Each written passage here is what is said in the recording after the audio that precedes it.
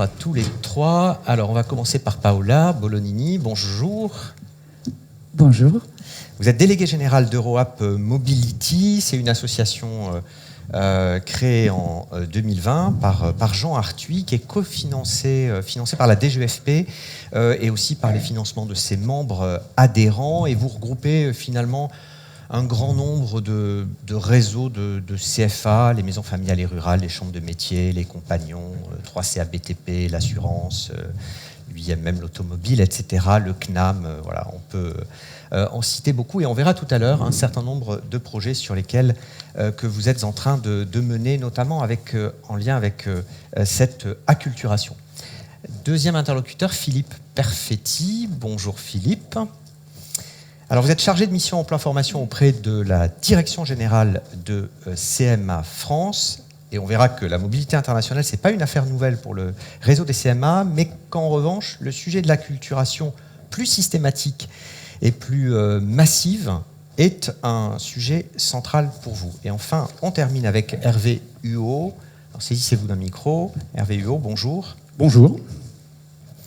Alors Hervé Huot, vous êtes vice-président de la CCI Charente-Maritime, en charge de la formation, vous êtes directeur d'Enedis, et vous êtes président d'un organisme de formation, le CIPECMA, qui est aussi CFA et qui compte 740 alternants, à la fois dans le département et aussi en Vendée, avec des formations principalement tertiaires, m'avez-vous dit, commercial, gestion, RH, informatique, et puis quelques spécifiques, tourisme, immobilier, funéraire, métier du cuir, ou encore petite enfance.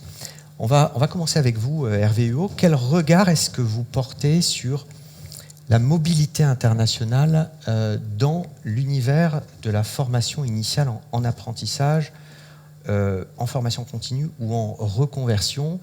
On a commencé à voir tout à l'heure que finalement il y avait un peu une exception dans l'apprentissage, où pour l'instant la mobilité c'est loin d'être la règle. Oui, et c'est pourtant indispensable. Le CIPECMA est un organisme de formation dont l'ADN est la volonté de répondre très rapidement aux besoins de formation des entreprises et puis d'expérimenter, de développer toutes les innovations pédagogiques qui peuvent se présenter. Je serais tenté de dire que la mobilité aujourd'hui pour les apprentis, c'est la réparation d'une espèce d'injustice, puisque c'était largement ouvert aux grandes écoles, etc., comme s'il n'y avait que quand on se prépare à des postes de cadre supérieur ou de cadre dirigeant qu'on devait avoir une expérience à l'extérieur. Nous considérons que les entreprises aujourd'hui, quelle que soit leur taille, ont besoin de ressources qui soient ouvertes, agiles et innovantes. Et je voudrais d'ailleurs prolonger le champ ouvert par le maire de La Rochelle tout à l'heure, l'ouverture à l'international ou la mobilité, c'est pas exclusivement lorsqu'on se destine à un poste à l'export ou dans une entreprise internationale. Pour nous, au CIPECMA, nous considérons que la mobilité, c'est l'ouverture d'esprit. Aller regarder ailleurs ce qui se passe. Et je reprendrai vos propos, monsieur, lorsque vous dites que un apprenti, on s'en occupe. Un apprenti, oui, il faut s'en occuper, mais ça apporte aussi. Lorsque des apprentis sont dans nos entreprises, quelquefois, je ne sais pas si ça vous est arrivé, mais ça bouscule, ça chahute. On vient nous expliquer que, tiens, vous faites ça encore comme ça. Nous, à l'école, on apprend différemment. Alors quand, en plus, cette expérience est enrichie d'un passage à l'étranger, en mobilité, alors c'est un apport très significatif, à la fois pour l'entreprise qui reçoit un apprenti et aussi pour les entreprises qui, ultérieurement, embaucheront ces jeunes qui sont allés à l'extérieur. Alors, je ne sais pas si ça transparaît dans mon propos, mais vous avez vu qu'au CIPECMA, on a une conviction profonde sur la nécessité de la mobilité et on y est très impliqué. Et on verra tout à l'heure de quelle manière. Alors, il y a eu énormément de questions ou de commentaires, notamment deux commentaires sur la mobilité qui doit être promue comme une période de formation professionnelle. Dommage, nous dit à notre interlocuteur, que tous les employeurs ne considèrent pas l'apprenti comme quelqu'un qui est là pour apprendre et non pour produire. Il y a quelques questions aussi sur les accords de mobilité transfrontalière, à nouveau, où en étant avec l'Italie. Donc je propose à Rachel Bécuve et Marianne Causul, tout à l'heure peut-être à la pause, de pouvoir répondre à ce questionnement. Puis il y aura aussi les équipes d'OPCO EP au moment de la pause méridienne qui pourront apporter des réponses aux questions techniques. Philippe Perfetti, pour prolonger ces échanges, comment est-ce qu'on fait de la mobilité internationale une culture du CFA? Comment est-ce qu'on construit la confiance? Comment on évite que ce sujet soit limité à une personne, comme on a pu aussi parfois le penser pour, par exemple, le sujet du handicap? Merci Nicolas pour cette question. Bonjour à toutes, bonjour à tous. Et merci à l'OPCO EP pour son invitation. Alors peut-être un mot sur le réseau des chambres de métiers de l'artisanat.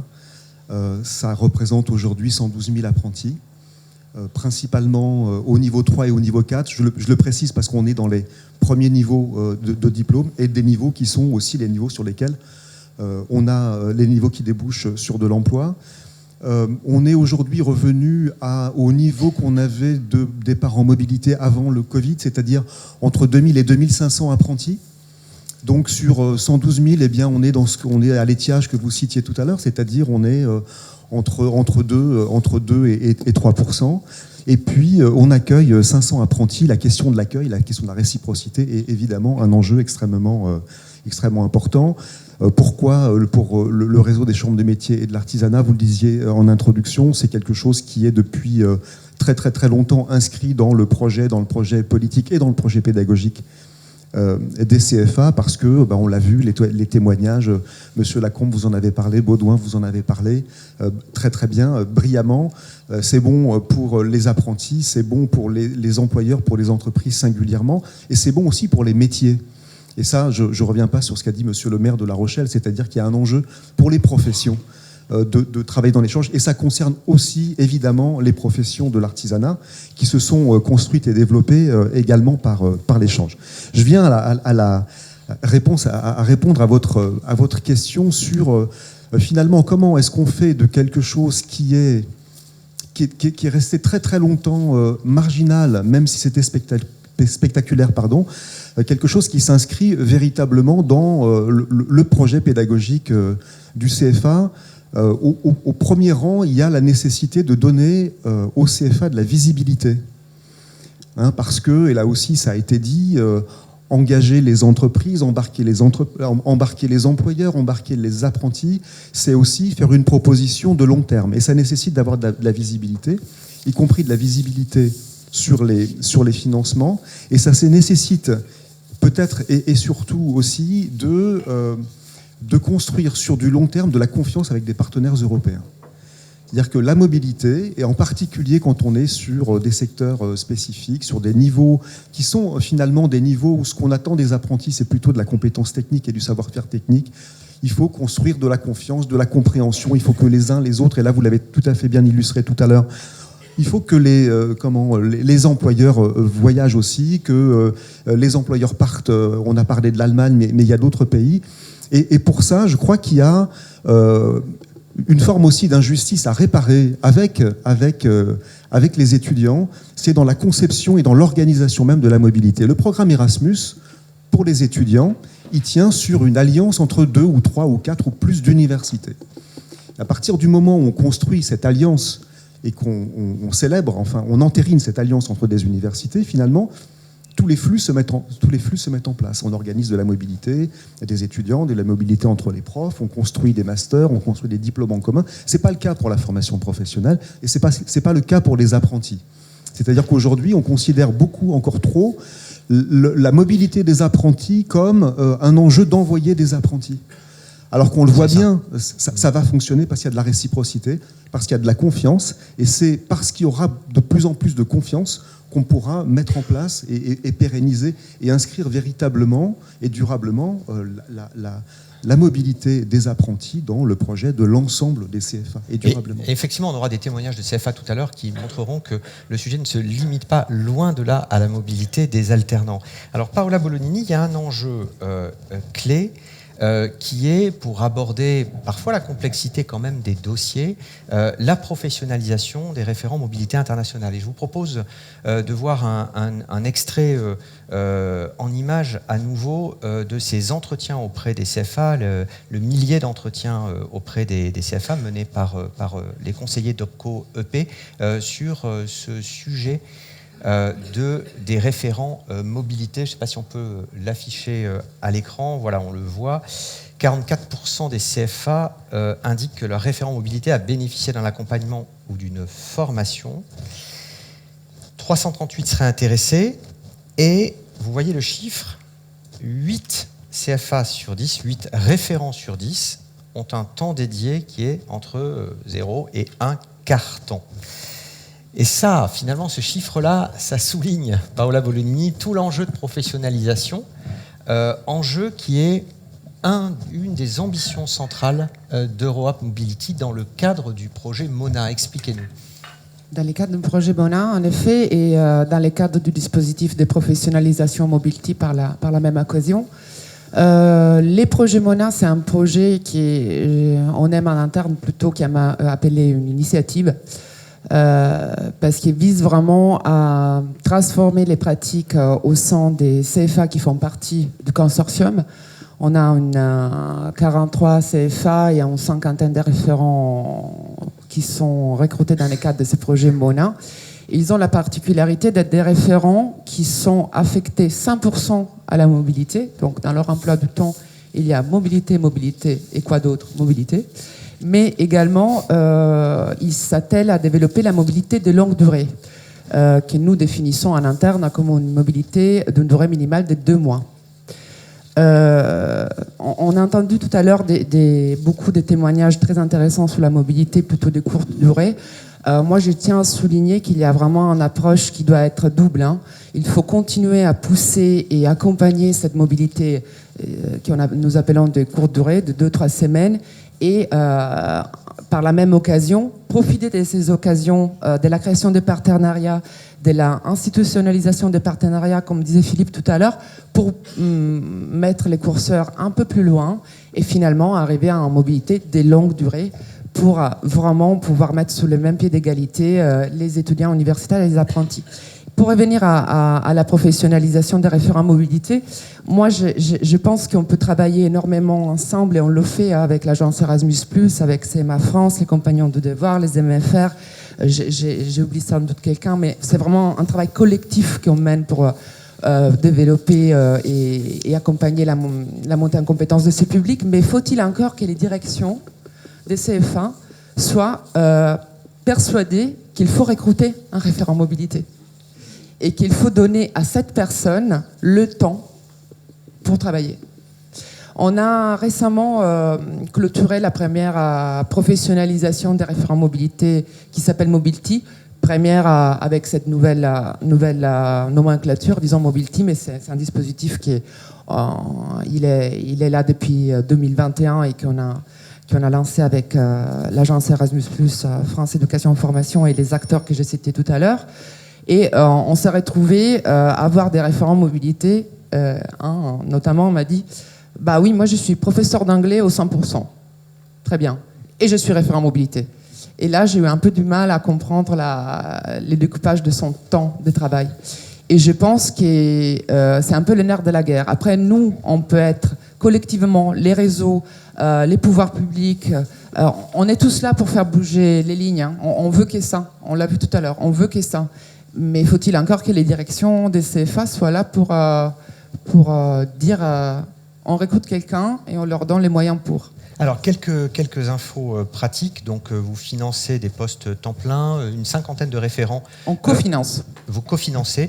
Une cinquantaine de référents ont été formés dans le cadre de votre consortium d'Europe Mobility avec 42-43 CFA ou réseau de CFA. C'est un dispositif assez robuste, c'est une quarantaine d'heures. À côté de ça, il y a le dispositif Mobility qui, lui, est ouvert à tous les CFA avec un certain nombre de compétences. Pour entrer un tout petit peu dans les détails, quel type de compétences dans cette formation au long cours et aussi dans ces échanges de pratiques, puisqu'il y a des clubs d'échange entre CFA et avec vous? Oui, juste précision. Les dispositifs Mobility, c'est les dispositifs entre guillemets généralistes, et on s'est appuyé sur ces dispositifs colorés aux particularités de la mobilité longue pour professionnaliser les référents MONA. Quoi qu'il en soit, quelles compétences? Plusieurs. Hein. On dit souvent que les référents mobilité, c'est un peu un chef d'orchestre qui doit mobiliser les équipes pédagogiques, qui doit mobiliser les conseillers jeunes entreprises, qui doit mobiliser un ensemble d'acteurs qui sont clés au sein du CFA, parce que toute seule, il ne pourra jamais travailler de manière sereine et efficace. Et c'est pour ça que je disais, c'est quand même au niveau de la direction que la mobilité doit faire partie intégrante du projet d'établissement. Et après, tout le reste, c'est un décul. Et voilà, les compétences de référent mobilité, je pourrais vous faire une liste à la Préverte. Il y a toute la gestion des projets européens, que ce soit la gestion, disons, administrative et financière ou l'ingénierie financière. Ça, on pourra y revenir avec les bourses Erasmus d'une part, ou d'autres bourses, Ophage, Protandem. Il y a plusieurs dispositifs, et les combiner avec les aides des OPCO, les combiner avec les aides des conseils régionaux. Voilà, c'est vraiment une ingénierie financière disparate. C'est ça. Et juste encore un mot là-dessus, précisément, le financement, c'est 70% dans le cadre de la professionnalisation de référents temps plein, auxquels, effectivement, peuvent s'ajouter des financements régionaux, mais qui sont très hétérogènes, certaines régions venant abonder, d'autres pas du tout. Il y a deux cas de figure. Ou bien il y a des conseils régionaux qui se sont déclarés partie prenante pour cofinancer ces postes de référents mobilité longue dans les cadres des MONA, à savoir Pays de la Loire et PACA, région sud, pardon. Et autrement, nous avons travaillé avec la DGFP. Il y a des appels à projets FSE+, qui sont véhiculés par les DRETS, qui permet d'une part aux CFA qui sont déjà des MONA décompléter avec les 30% FSE+. D'autre part, pour les CFA qui ne sont pas partie prenante du projet MONA, de pouvoir cofinancer un référent mobilité longue à un taux un peu plus important, mais qui, lui, est toujours décidé par les DRETS, parce que c'est un taux qui est décrété selon la richesse relative des régions, donc c'est très disparate entre Île-de-France et d'autres régions, par exemple.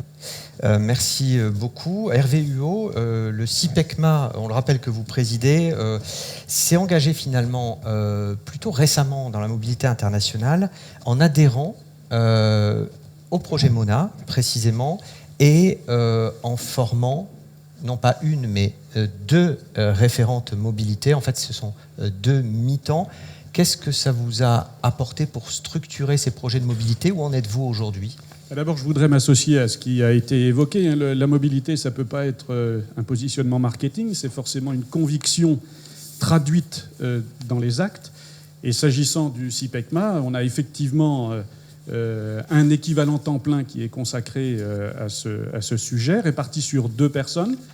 Et c'est du vrai temps en plus, puisque ces 2 personnes étaient à temps partiel, et on a complété le temps partiel pour donner un temps plein consacré à la mobilité. Il y en a une qui est plutôt consacrée au sud de l'Europe, l'autre au nord de l'Europe et aux pays anglo-saxons.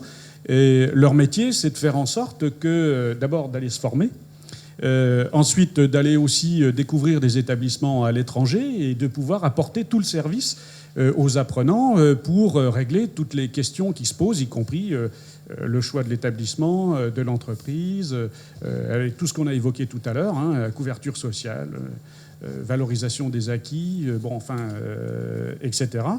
Et puis, ce qu'il ne faut pas le souligner, et je rejoins complètement la démonstration qui vient d'être faite, c'est aussi un choix de direction. Donc le directeur est engagé et la directrice du CFA consacre aussi du temps. Elle va à Bruxelles en réunion ce qui est très intéressant pour obtenir des informations et pour être en réseau avec les autres participants à Mona.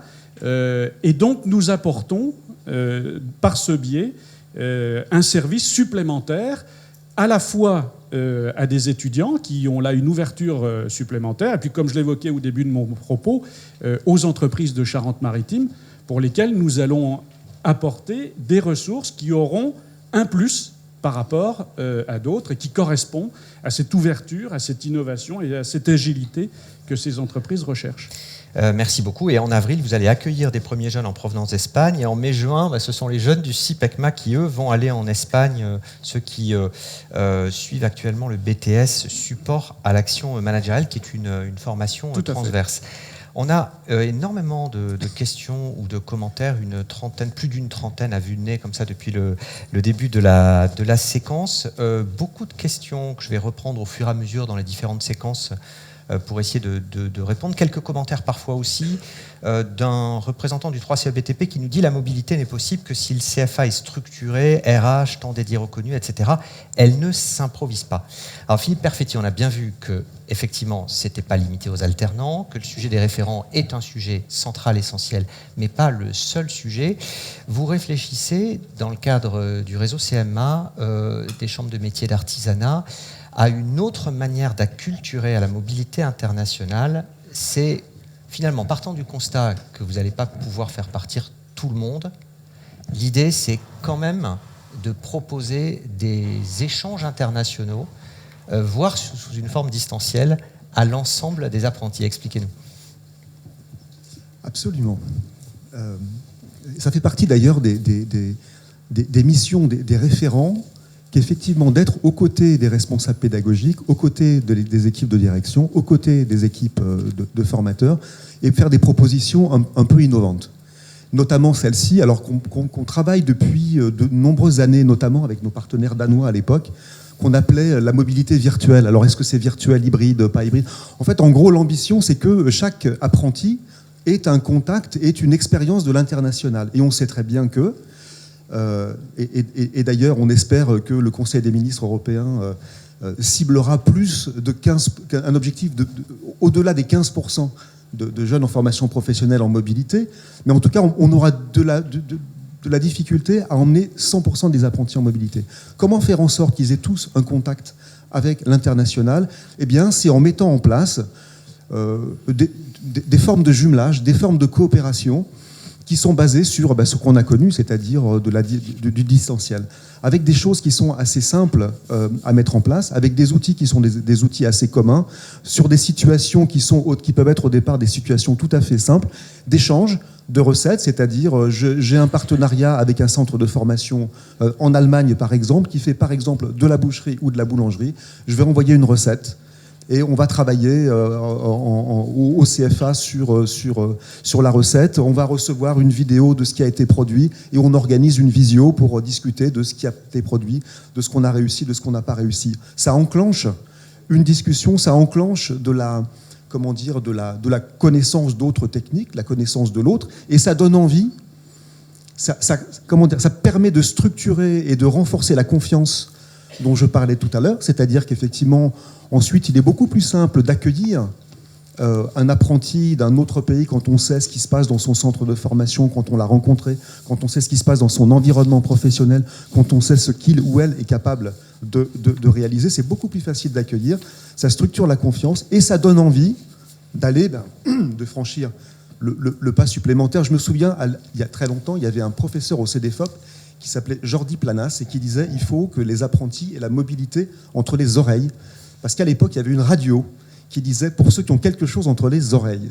Et c'était exactement ça. C'est donner aux apprentis l'idée, le goût, l'envie de la mobilité. Et à partir de ça, on va pouvoir construire. C'est la raison pour laquelle on s'implique et on travaille pas mal, et notamment dans le cadre de l'appel à projet, de l'appel à manifestation d'intérêt, compétences et métiers d'avenir, sur des dispositifs qui vont permettre de développer la mobilité virtuelle. Il faudra lui trouver un autre nom, mais en tout cas, c'est comme ça qu'on l'appelle aujourd'hui. Merci beaucoup à tous les trois. Il y a une question d'ailleurs d'une participante qui dit « J'ai été nommée référente mobilité, je n'arrive pas à trouver une formation. Pouvez-vous m'indiquer si des créneaux de formation sont disponibles ?» Je vous invite du coup peut-être côté OPCO-EP ou d'autres interlocuteurs à regarder à la mi-journée, puis on vous apportera éventuellement le cumul des réponses cet après-midi si l'on peut. Merci beaucoup à tous les trois. Merci pour vos témoignages et analyses.